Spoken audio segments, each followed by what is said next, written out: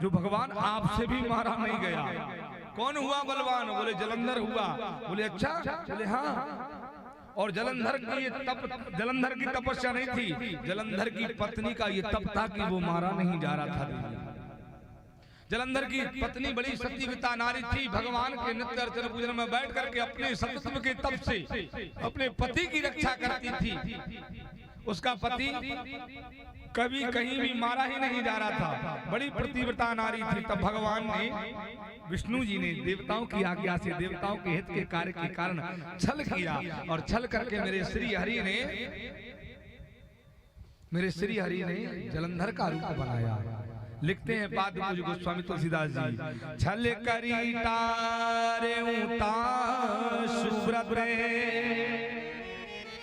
प्रभु सुर कारज कीन, जब जाने मरम तब श्राप को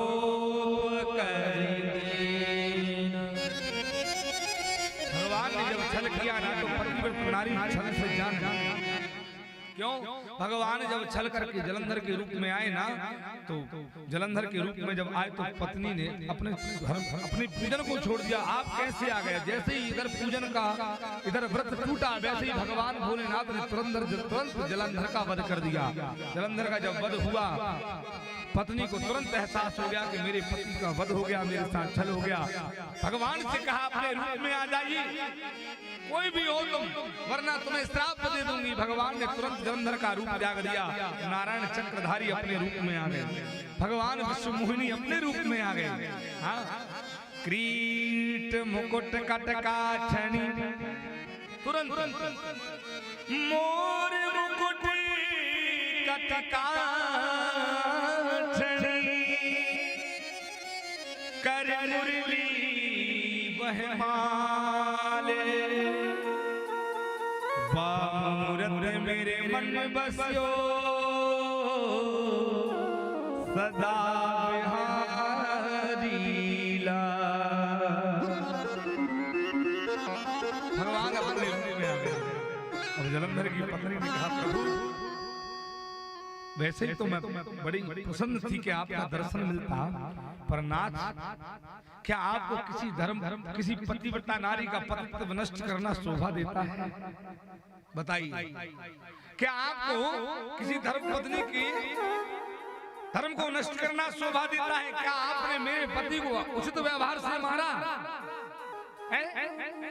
अगर देवताओं में क्षमता थी, समर्थ था, तो मेरे पति को युद्ध में मारते, मुझे तकलीफ नहीं होती, मुझे कोई परेशानी नहीं होती, पर मेरे पति को आपने छल से मारा है। हे नारायण, क्या आपको ये शोभा देता है? विचार करने वाली बात है ना? विचार करने वाली बात। क्या भगवान को ये शोभा देता है कि भक्तों के साथ छल करें? देता है? भगवान पर हर मनुष्य कितनी आस्था रखता है, कितना विश्वास रखता है, कितना प्रेम रखता है। भगवान उसके साथ छल कर जाए तो मनुष्य को तकलीफ नहीं होगी? बताओ, वृंदा को भी तकलीफ हो रही है, प्रभु छल किया। आप कहें अच्छी बात है? अच्छी बात नहीं है ना? तो मेरे भगवान दोषी हैं क्या? दोषी भी नहीं है। फिर भगवान कभी किसी को नहीं मारते, ध्यान रखना। राम न मारे काहू को, ए जी पापी नहीं हरा। राम किसी को नहीं मारते क्योंकि वो पापी नहीं है। हाँ, मरना और मारना तो हमें ही आता है, हम ही मरेंगे। राम न मारे काहू को, पापी नहीं हरा। अपने आप मर जाएंगे, कर कर खोटे का। मनुष्य अपने आप मरता है खोटे काम करने से। तात्पर्य क्या हुआ इस कथा का? देखो, मैं समझा रहा था, भगवान ने छल किया, और भगवान ने एक बार नहीं, भगवान ने कई बार छल किया है। नारायण ने महाभारत का युद्ध देखो, कितनी बार छल किया भगवान ने। महाभारत में अगर भगवान छल ना करें, भगवान की कृपा ना हो तो क्या अर्जुन जीत जाते? बताओ, क्या पांडव जीत सकते थे? भगवान अगर सूर्य को अस्त नहीं करवाते तो जरासंध का, भगवान सूर्य को अस्त नहीं करवाते तो क्या अर्जुन वध कर पाते? जयद्रथ का वध नहीं होता है ना? क्यों किया भगवान ने छल? क्यों करते हैं मेरे प्रभु? भगवान को ऐसा नहीं करना चाहिए, क्यों जी ना?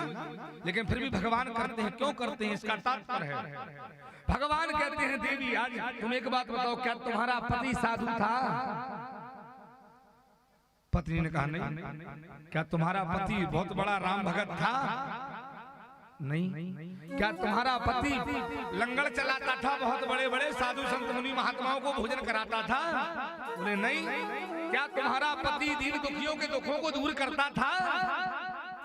नहीं। फिर तुम्हारे पति के साथ छल करने में कौन सा पाप कर दिया मैंने, बताओ?